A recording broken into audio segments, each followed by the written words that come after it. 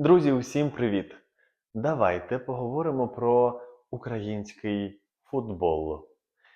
І я почну з Валерія Лобановського. Один з найвидатніших постатей в історії футболу. Як тренер київського «Динамо» він не просто здобув із командою численні перемоги, а й сформував цілу епоху цього спорту. Під його керівництвом «Динамо» двічі вигравало Кубок володарів Кубків УЄФА в 1975 і 1986. І виховало таких легендарних гравців, як Олег Блохін, володар Золотого м'яча. Лобановський першим почав використовувати наукові методи у тренерстві.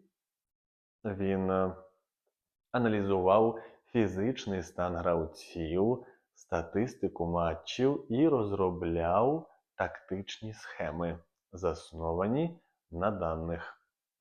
Андрій Шевченко – це ім'я, яке знають навіть ті, хто далекий від футболу.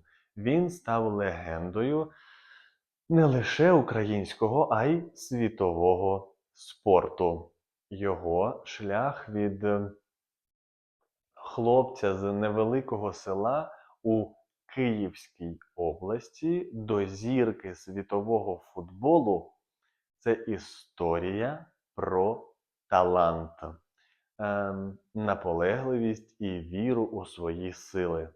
Народжений у 1976 році, він рано почав грати у футбол, а у 1997 році він уже грав у Лізі чемпіонів і забив знаменитий хет-трик у ворота Барселони на легендарному Камп Ноу. Це був момент, коли про нього заговорили у всій Європі. У 1999 році Андрій переходить до італійського Мілана, і саме там його кар'єра сягнула зіркових висот. За 6 років він забив понад 170 голів, ставши другим найкращим бомбардиром в історії клубу. У 2004 році Шевченко отримав «Золотий м'яч», ставши другим українцем, хто здобув цю нагороду. Але за цим успіхом стоїть величезна праця.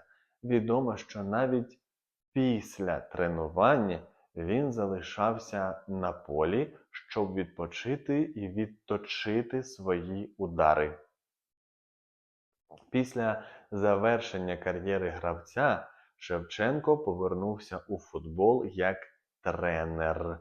У 2016 році він очолив збірну України, і під його керівництвом команда вперше вийшла у чвертьфінал Чемпіонату Європи 2020 року. Євген Коноплянка – один із тих футболістів, яких добре пам'ятають за технічну гру, швидкість і вміння вирішувати важливі моменти. Народився в Кривому Розі, починав свою кар'єру в місцевому Кривбасі, а потім перебрався до Дніпра, де зростав і розвивався. У Дніпрі він став лідером команди, а найбільше запам'ятався виступами в Лізі Європи, де команда дійшла до фіналу у 2015 році. Після цього Коноплянка перейшов до іспанської Севільї і одразу ж став частиною команди, що виграла Лігу Європи. Хоча в Іспанії він не був основним гравцем, його внесок у перемогу важко недооцінити. Його швидкість і техніка допомогли команді пройти складний шлях у турнірі. Український футбол – це не лише успіхи великих зірок. Це історія про клуби, гравців, які стали символами цілої епохи, а також про важливі моменти, що сформували обличчя сучасного футболу країни. Одним із найбільших клубів України в історії є Київське «Динамо». Засноване в 1927 році, воно стало не лише символом Києва, але й цілої футбольної України. Але Київ – це не єдиний центр українського футболу. Наприклад, Шахтар з Донецька, заснований у 1936 році, завжди був серйозним суперником для «Динамо». Особливо цікавою є історія розвитку Шахтаря після 2000-х років. Клуб здобув свої найбільші перемоги, зокрема, вигравши Лігу Європи у 2009 році, обігравши у ній Вердер з Німеччини. Не можна не згадати про Металіст з Харкова, який у 2000-х роках теж показував серйозні результати на внутрішній арені. Особливо запам'ятався сезон 2011 року, коли команда під керівництвом Мирона Маркевича дійшла до чвертьфіналу Ліги Європи, що стало великим досягненням для харків'ян. Місто Дніпро також має свій відомий клуб «Дніпро». У 2015 році команда досягла фіналу Ліги Європи, де програла Севільї. Цей фінал став важливим кроком для українського футболу, адже це був перший великий фінал європейського турніру для клубу після багатьох років. Українська національна збірна за свою історію пережила багато важливих моментів. Одним із найбільш пам'ятних є вихід на чемпіонат світу 2006 року, де Україна під керівництвом Олега Блохіна вийшла до півфіналу. Євро 2012 – це не просто великий футбольний турнір, це справжній історичний момент для України.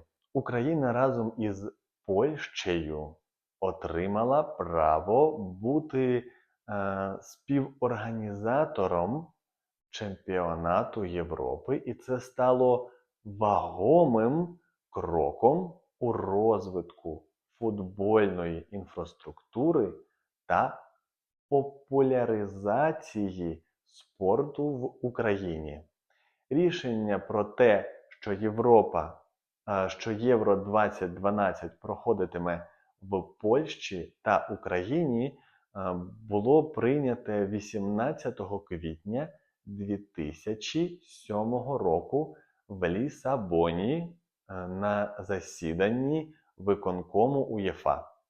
Україна і Польща обрали цю кандидатуру на тлі конкуренції з іспанськими містами та Хорватією. Одним із головних викликів було створення необхідної інфраструктури. Більшість стадіонів у містах, які приймали матчі, були реконструйовані або побудовані заново. Наприклад, на стадіоні в Києві НСК Олімпійський, який став головною ареною турніру, було проведено масштабну реконструкцію. І він був готовий прийняти понад 70 тисяч глядачів. Вартість реконструкції стадіону становила близько 3 мільярдів гривень.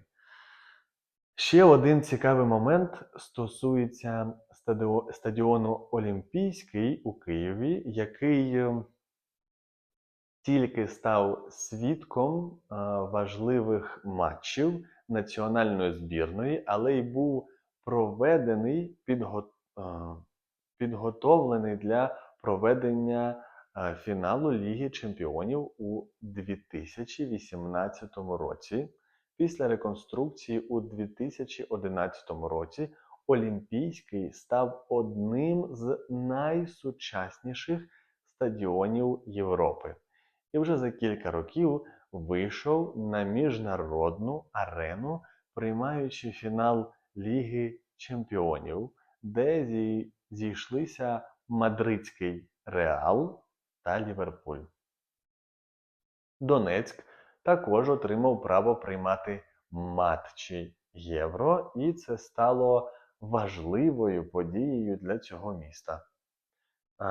На Донбас-арені, яка була відкрита лише в 2009 році, відбувалися матчі групового етапу та чвертьфінал.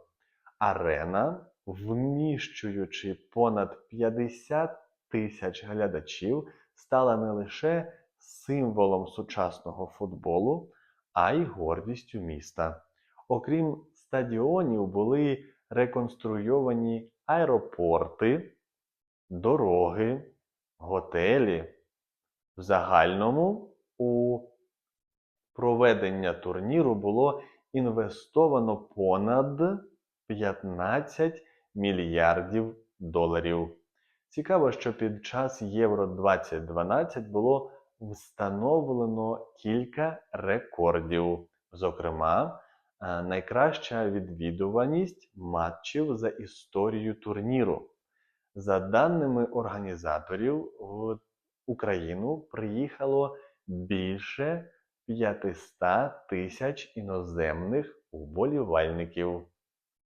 Для України цей чемпіонат став не лише святом футболу, але й важливим кроком у напрямку євроінтеграції. Той рік, 2012, показав світу, що Україна готова проводити великі міжнародні події та що її футбольна інфраструктура може бути на рівні міжнародних стандартів. А ви були на Євро-2012? Пишіть в коментарях. І також пишіть, яких ще українських футболістів ви знаєте.